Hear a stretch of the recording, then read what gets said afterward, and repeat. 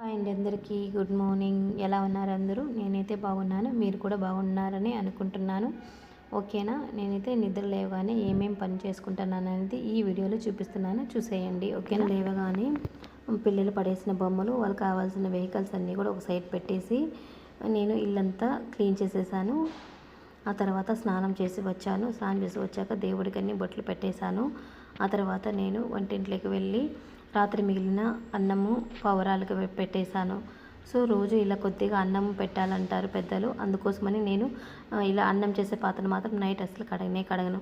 Morning నిద్ర లేచాక ఇలా కొద్దిగా ఉన్న అన్నాన్ని తీసుకొని నేను ఇంటి దగ్గరికి పావురాలు వస్తున్నాయి కదా, ఆ పావురాలకు పెట్టేస్తాను. ఆ తర్వాత హ్యాండ్ వాష్ చేసేసుకొని మళ్ళీ నా పని స్టార్ట్ చేసేసాను. ఏం చేశానంటే గడపలకు అన్నింటికీ పసుపు కుంకుమ పెట్టేశాను.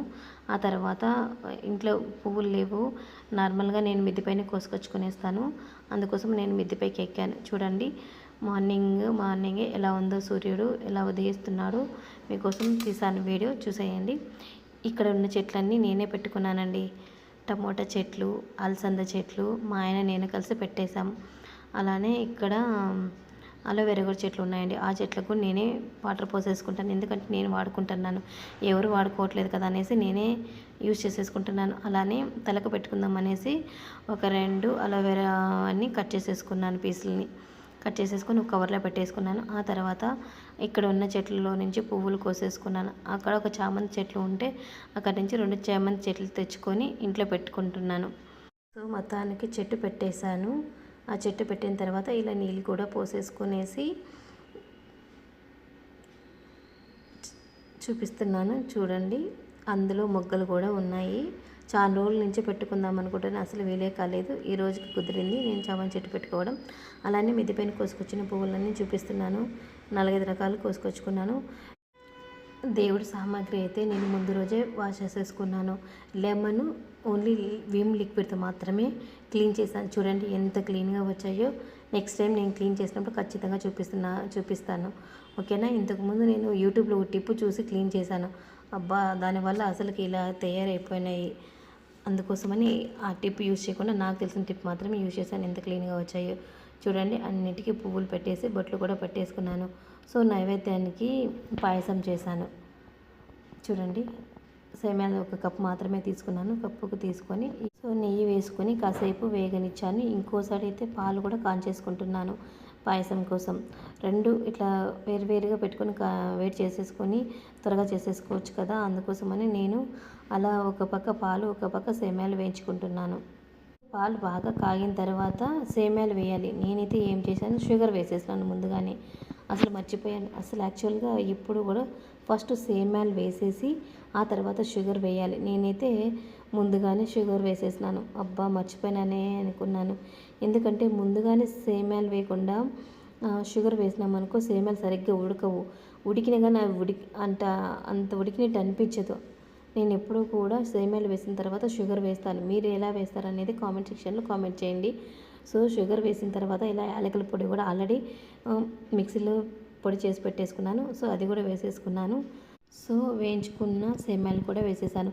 నేనైతే ఏమనుకున్నానంటే నెక్స్ట్ టైము సేమ్యాలు వేయకుండా షుగర్ అసలు వేయను, ఫస్ట్ సేమ్యాలు వేయాలి అని ఫిక్స్ అయిపోయాను. ఎప్పుడు కూడా షుగర్ ముందు వేయకూడదండి, తర్వాతే వేయాలి.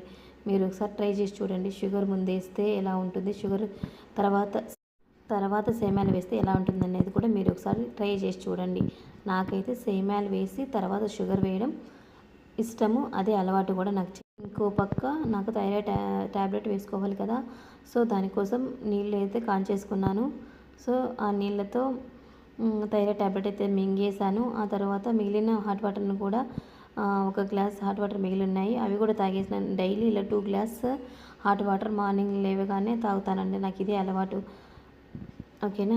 ఆ తర్వాత అవి బాగా ఉడికిపోతుంటాయి కదా సేమ్యాలు. ఇంకో పక్క నేను ఇలా ముంత మామిడి పప్పు, ద్రాక్ష కూడా వేడి చేసుకొనేసి పాయసంలో వేసేసుకున్నాను.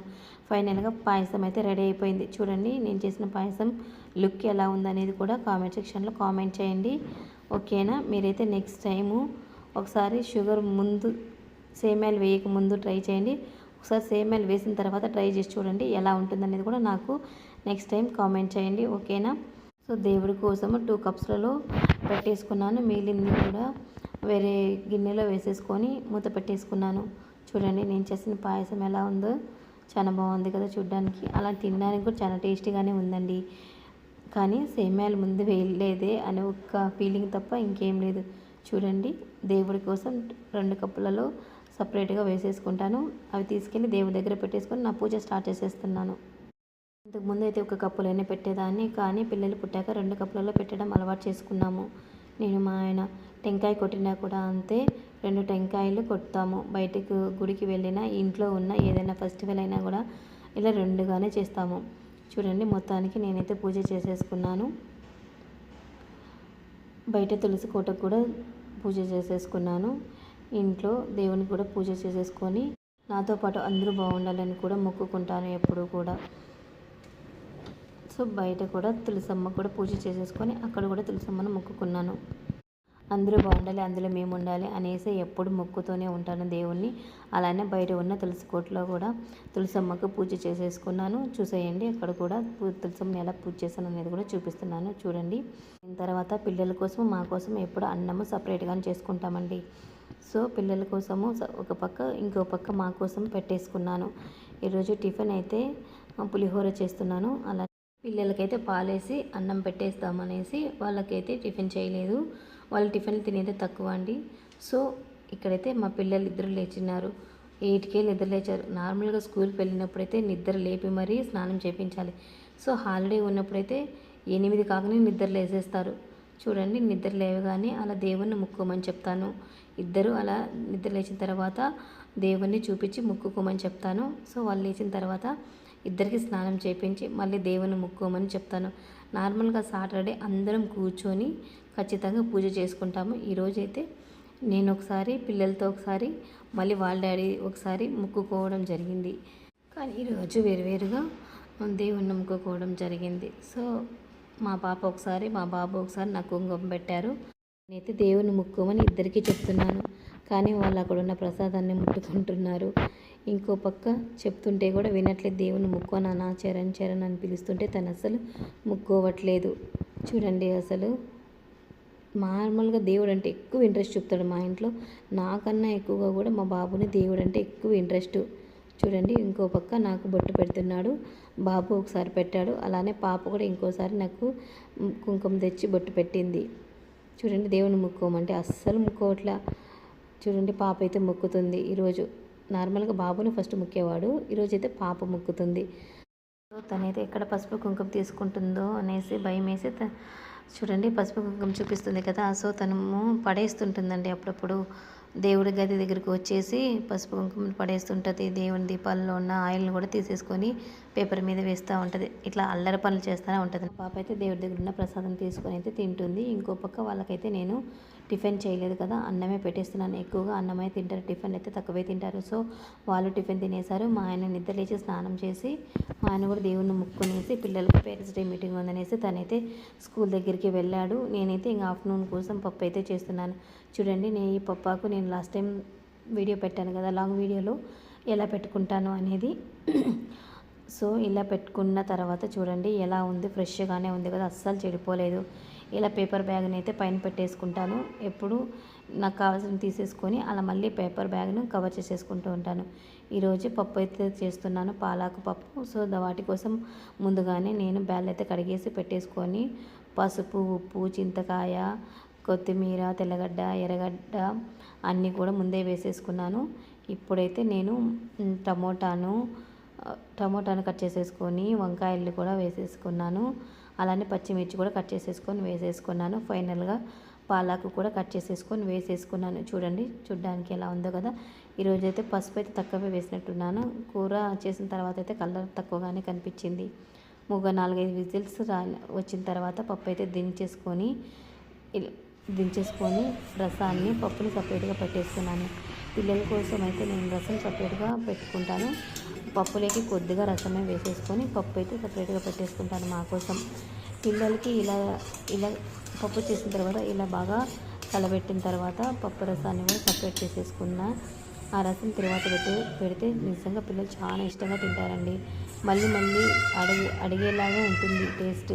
తినాలనిపించేలాగా ఉంటుంది. ఇలా పప్పు రసం పెట్టి చూడండి. విడిగా చేసే పప్పు రసం కన్నా ఇలా పప్పు చేసే రసం తింటే చాలా టేస్టీగా ఉంటుంది.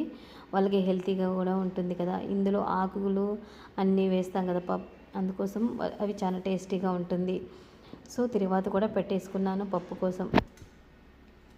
ఎప్పుడు కూడా పప్పులో రసం పెట్టి చూడండి, పిల్లలు నిజంగా చాలా ఇష్టంగా తింటారు. నేనైతే మా పిల్లలకి ఎప్పుడు ఇలానే పెడతాను. అందుకోసం నేను పప్పు వారానికి ఒక్కోసారి 3 సార్లు కూడా చేసేస్తాను నేను. సో వాళ్ళ కోసం చూడండి. ఫైనల్గా నేనైతే వంట చేసేసాను.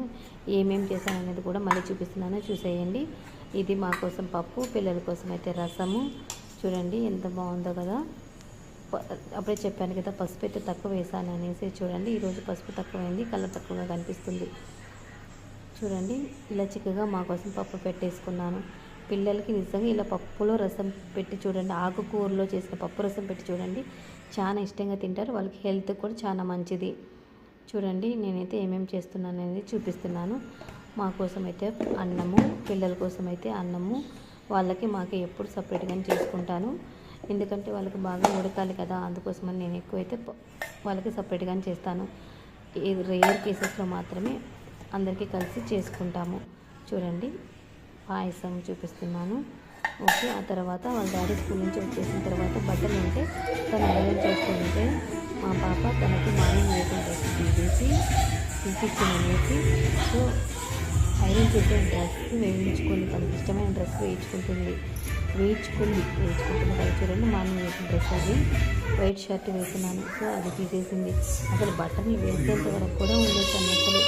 బటన్లు వేయించుకుని కూడా ఎక్కడ తీసేస్తానో ఏమో, ఐరన్ ఆల్రెడీ వాష్ చేసి పెట్టింది కదా, ఎక్కడ తీసేస్తానో మనం భయంతో తనకు అసలు బటన్లు కూడా పెట్టించుకోలేదు. అలానే తిరుగుతుంది. చూడండి మీరు కూడా ఒకసారి. భలే అల్లరండి. నాకు బాబు కన్నా అల్లరి ఎక్కువ.